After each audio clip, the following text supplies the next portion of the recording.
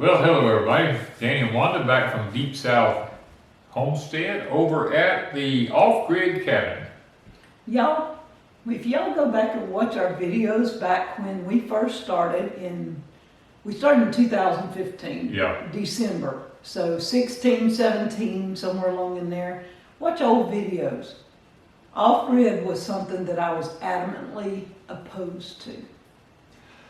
But we knew, because we are real homesteaders, we could not really leave our homestead for extended periods of time because we have animals and we have, and it's just me and Wanda. We don't have family to come take care of our stuff.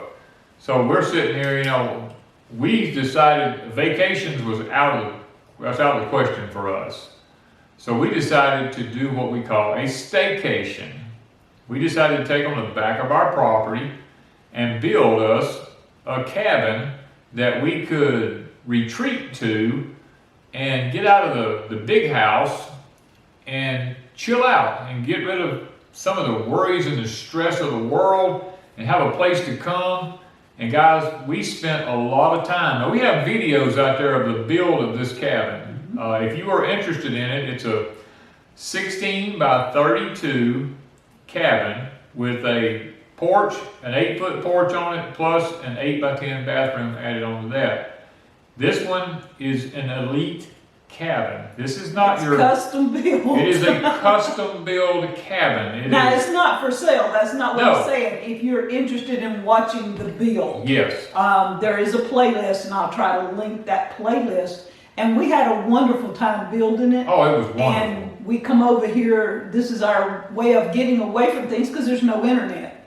Quite frankly, it's off grid. It's off Like, grid. remember I said I was adamantly opposed to off grid? Well, this one's off grid. Well, it depends on how you define off grid. We didn't intend for it to be Yeah. off grid. There is no power line hooked to it. I'm an electrician. I'm a general contractor. I'm an electrician as part of being a general contractor. When I wired the cabin, it's wired both 12 volt and AC. It's wired to hook a panel. If the panel box is on the outside of the cabin, it's wired. If you ever wanted to, you hook the power to it and everything in it functions. Or I have power stations that you can plug into it. I have rigged where you can plug a generator into it or run solar off of it. It's wired for all of that. So it has multi-functions. It has been soundproofed. You'll probably hear an echo in the background here. Yeah. It's completely soundproofed. Lots of insulation. We put Yes. a lot of insulation. It's got wood on the outside, wood on the inside, and it's been lots of cabinets, more cabinets than most people have in a big house. Yes. The bathroom is functional. The bedroom is quiet and peaceful. What we liked about our staycations here, when we come here, is there's no internet. There's no internet. Being YouTubers, you tend to pick your phone up or your Yep. computer and you're on it from daylight till you go to bed at night. Well, there's no phone service here. And there's no phone service, so that Right. just adds to the mix. Yeah. So there was no noise. We had nothing in here that made noise unless we turned on a power station with a fan or something like that. Otherwise, it's quiet. Quiet. There are no EMFs in the house, electromagnetic frequencies, because there's no power hook to the house. We slept better. We slept a whole lot better. And the generator that runs it is a pure sine wave generator outside. It's way away from the cabin out here in another location that runs, so the noise from it doesn't bother you. So, I mean, it is totally the package. If living off grid is your dream. But, okay, now that we've told you a few things about what we love about the cabin, let's talk about why we don't like it. It's Okay. off grid. It's off grid and it's in the deep south. Yeah. This staycation cabin, let's just put it this way, was a learning experience for Wanda and me. you know, so many YouTubers, oh, I'm going off grid, you need to go off grid, and all this kind of stuff. And, you know, we're like, well, if the power goes out, we wanted to know, can we do it? Yeah. And yes, we can.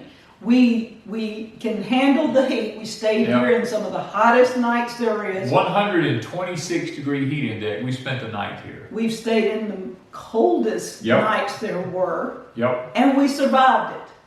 But there were things that we just did not like about how we did it. And we thought we'd share those things about off-grid that a lot of people don't mention, or they skim over.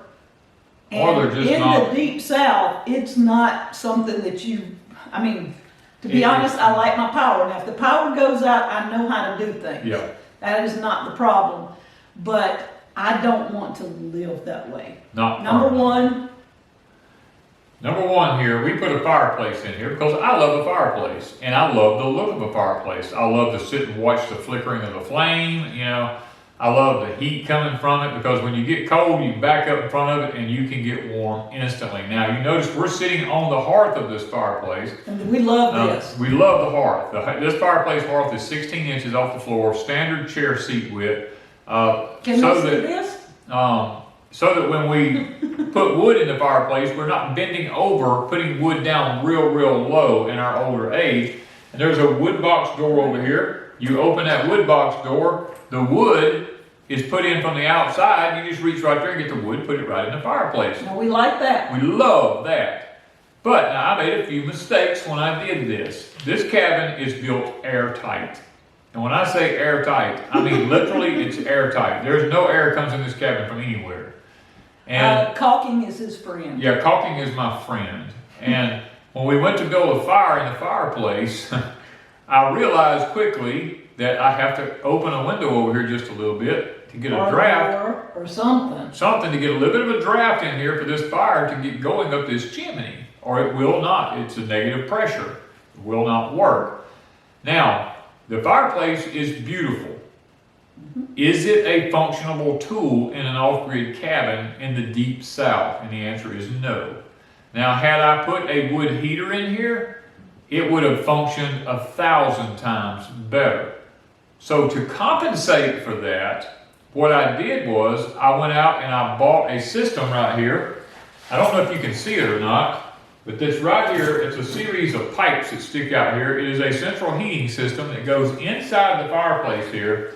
You build your fire on it, and over to my left here, which would be your right, there is a little blower motor here that hooks up to the power station, or it can plug into the wall right here when the generator's on, and it blows the warm air from the fireplace into the cabin, and it's like central heating in here. Now that helped. That helped. Now the only drawback to that is a power station only lasts so long. Or a generator to run it for 8 hours. Danny said took 5 gallons of gas. Like 5 gallons of gas, So approximately $15. So to run that little fan all night, it's not worth $15. Yes. You know? For it costs us $15 to run that fan at night. You know, so It's not cost effective. it's just not a cost-effective way. Now you hook power up to the cabin from the power lines. Hey, you got central heating. It works fine. Works great. It blows the heat out and it keeps things, but just the fireplace itself, you didn't want to get more than 10, 15 feet from it. Yeah. I mean, it kept the back of the cabin warm. It keeps it warm, but the really comfy temperatures was right here for just feeling the fireplace. feeling the fireplace. And so wood heaters would be better in here. So a wood heater would have held the heat a lot longer through the night and kept the cabin more toasty. You know, Now, that was one of the main things. water's another thing. Yes. We do not have a well here. No, we don't. And in order to have water, we have to tote water. Now we put in a functional sink, we put in a functional bathroom, and everything functions, but you have to tote water.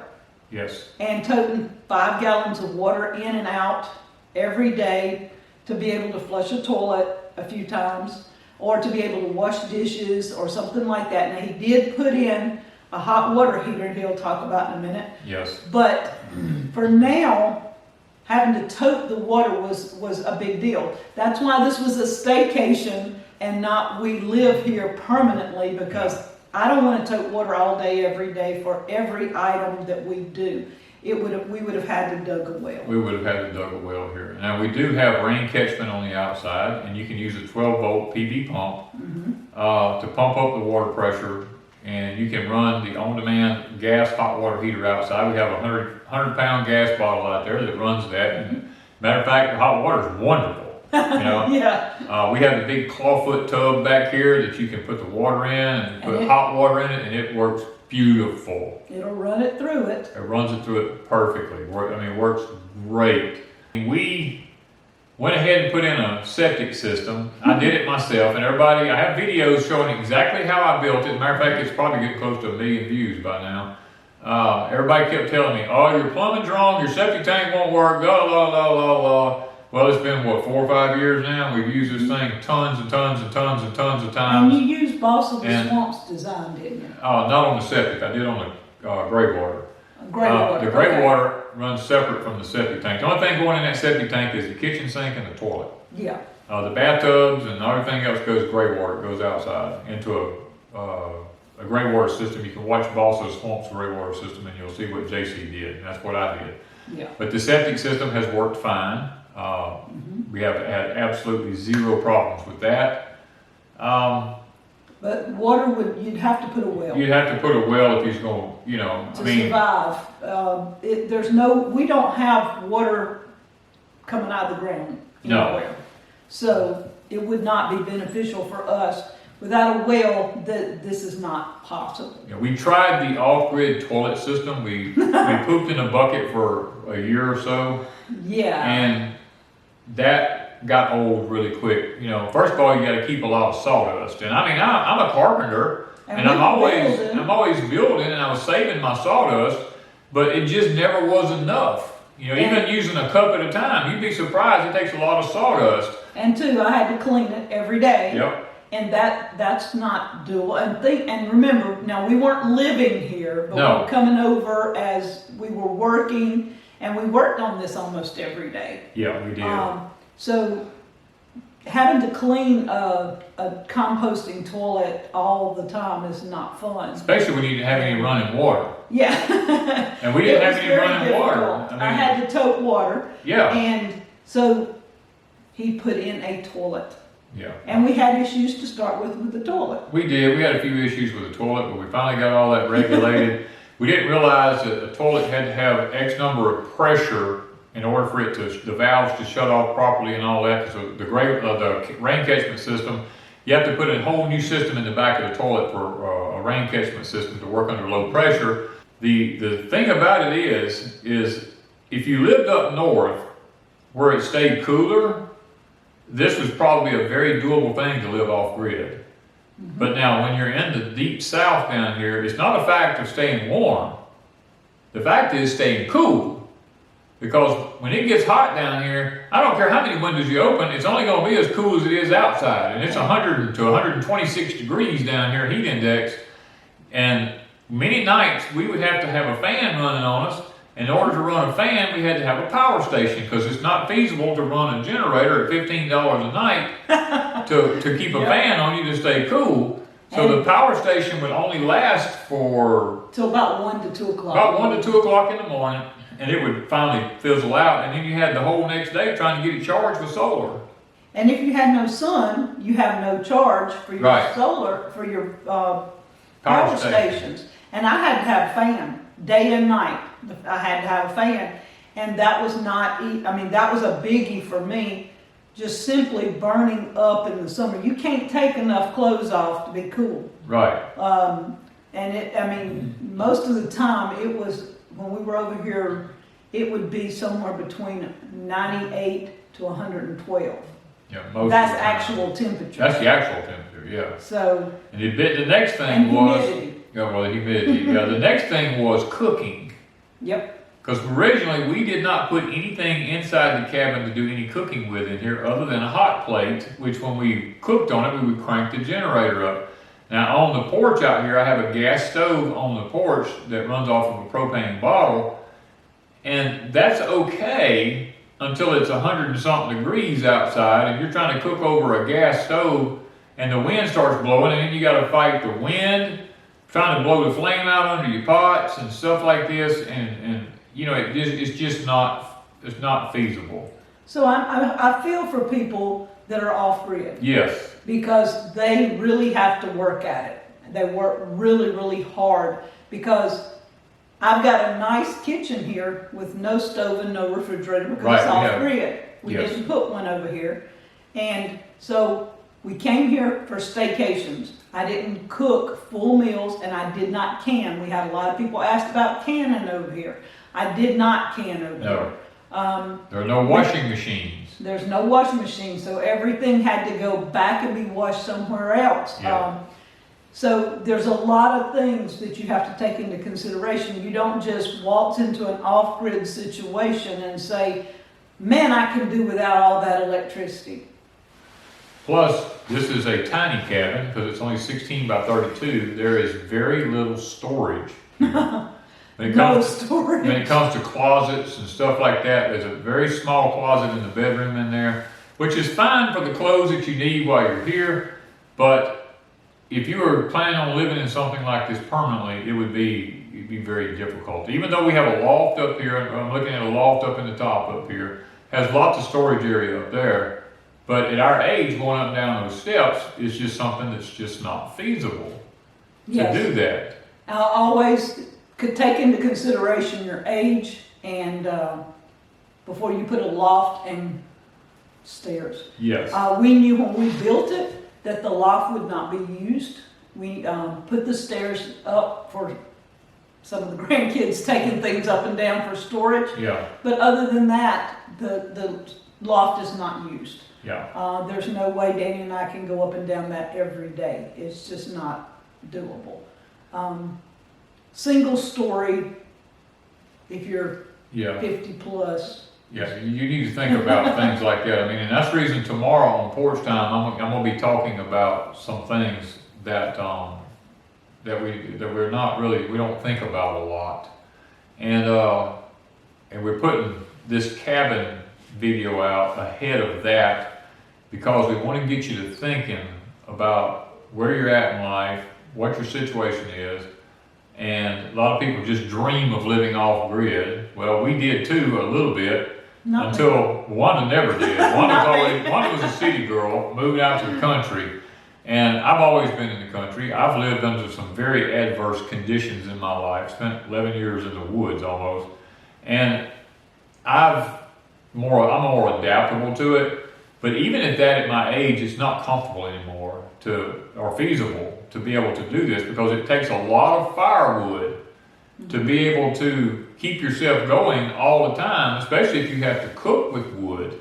Now we have a facility outside here that you can cook on, cook with wood. Yeah. We have rocket stoves. We have all that stuff that goes, here with the cabin.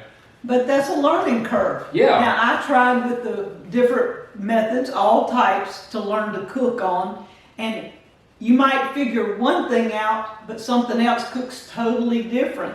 And so cooking is a huge learning curve when you're using rocket stoves. We have the big facility thing you were talking about with the grill. Cooking over that fire and keeping that fire regulated. Even just heating stuff up is a chore. Yeah. Because you have to figure out the temperatures, and because you don't have any dials that says 2, 3, 4, high, low, 350, 475. You don't have all that. You are at a total guessing game when you're cooking. And so cooking was anytime off grid is a touch of a learning curve. The other thing is lighting. We hadn't talked about lighting. We had our O-lights from the get-go, and we used O-lights at night. When we'd get up and go to the bathroom, there was no lighting, so we would take our O-lights. Danny, after a while, hooked up the 12-volt system, but you still had to get out of bed and go into the next room to turn the lights on in the bathroom. Yeah. So you still had to have no light to get from point A to point B to turn the light on for point C. Yeah. So we used a lot of O-lights here because they charge fast. They're easy charge. But Danny did put regular lighting in here. We have ceiling fans, we have regular lights all the way through. If the generator's on, you can turn all the lights in the house on. Because the generator run the whole cabin. Yeah. So, but there again, most of the time we sat with the fire in the fireplace. That was on nice nights, and that was our lighting. We didn't care about having it all lit up. Nope. That's probably one of our best memories of being in this cabin, is that when we come in here, we build a little fire when it's cool like it is now. We build our fire, we keep back in our recliners.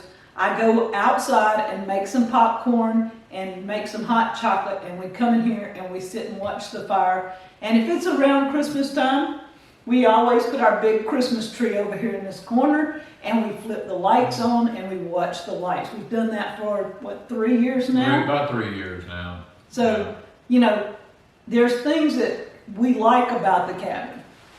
There's lots of peacefulness. Lots of positives. I mean, there's videos we have out there. I don't know how many of you've ever seen them. I cook over the fireplace here. We have cooking videos over the fireplace.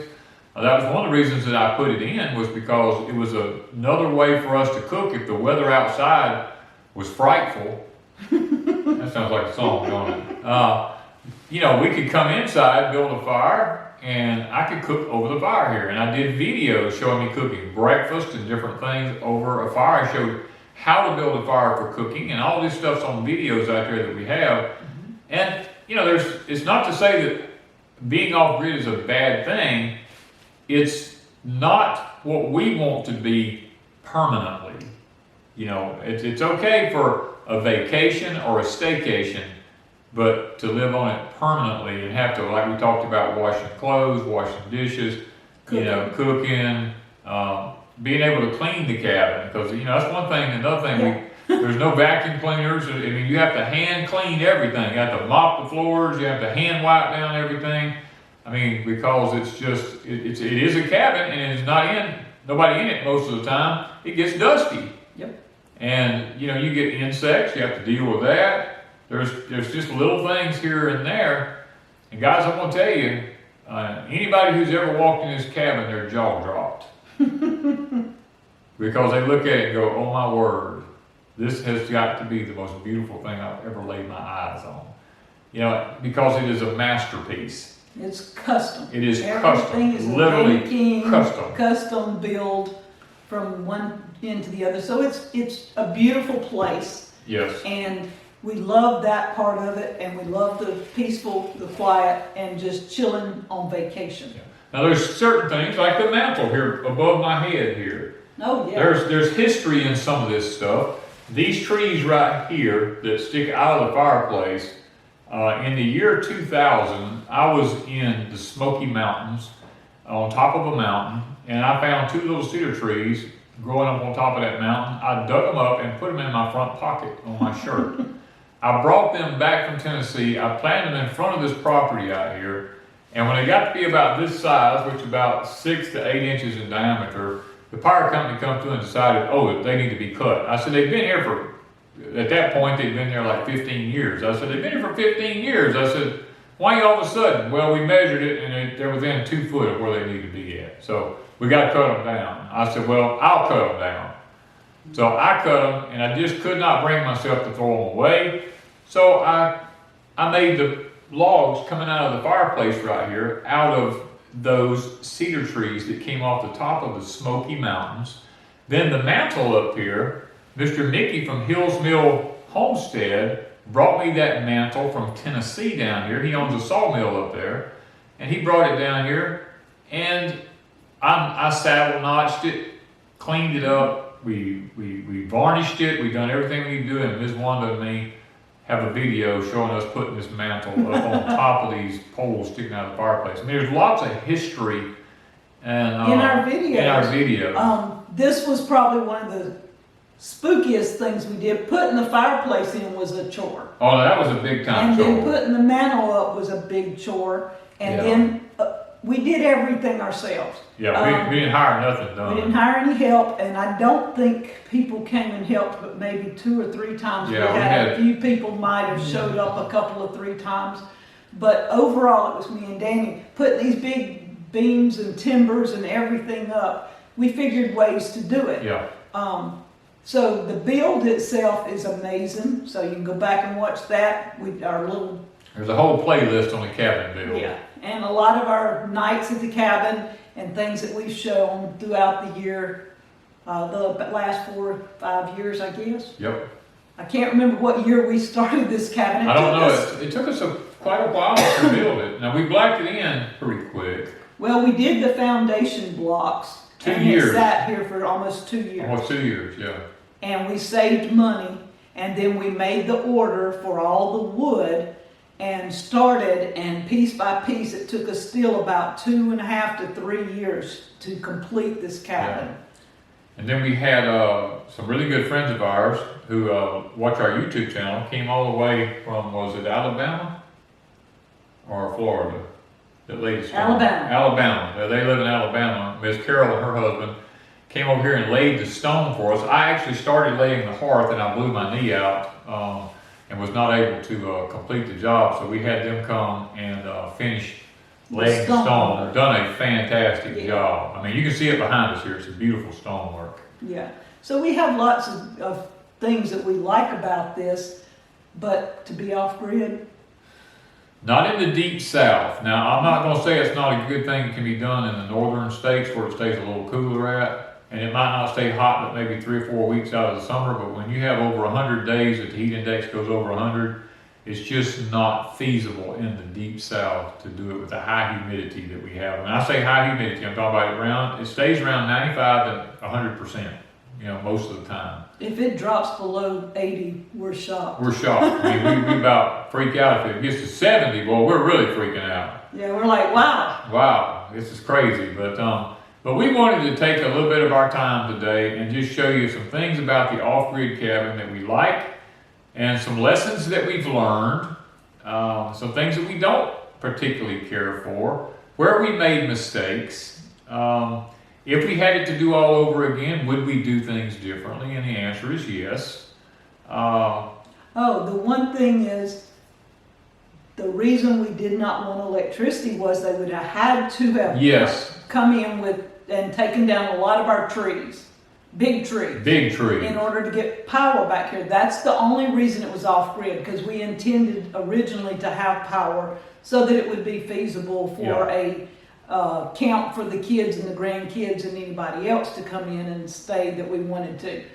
But we couldn't do the power because they would take too many trees down. Or they said they could go down the road and put it underground, but that was $5 a foot. And when you start, that was back then, it was $5 a foot. I don't know what it is. I don't know what it is now. And we talking about, I don't know, it's 1,000 foot back here almost, Probably. Close to, from where the power line is, it's about 1,000 feet. They said it would probably cost us approximately $5,000 to get power. And we just didn't want to do that. We couldn't afford it. That's one thing. And then the other thing is, a lot of people, since we bought Pecan Grove, say, why wouldn't you move the cabin to Pecan Grove? And we honestly thought about it. We did think, we seriously thought about it. But we would have to cut all these big trees to get them out of here.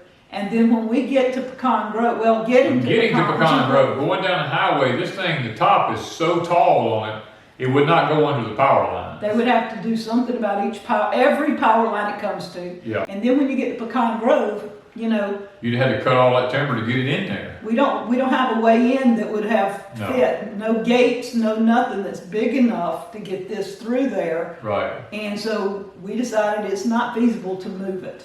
No, and it would have cost like I think they said $28,000 to move it. Yeah. And that's just not. Plus all that other work you'd have to do, plus cut all the timber. No.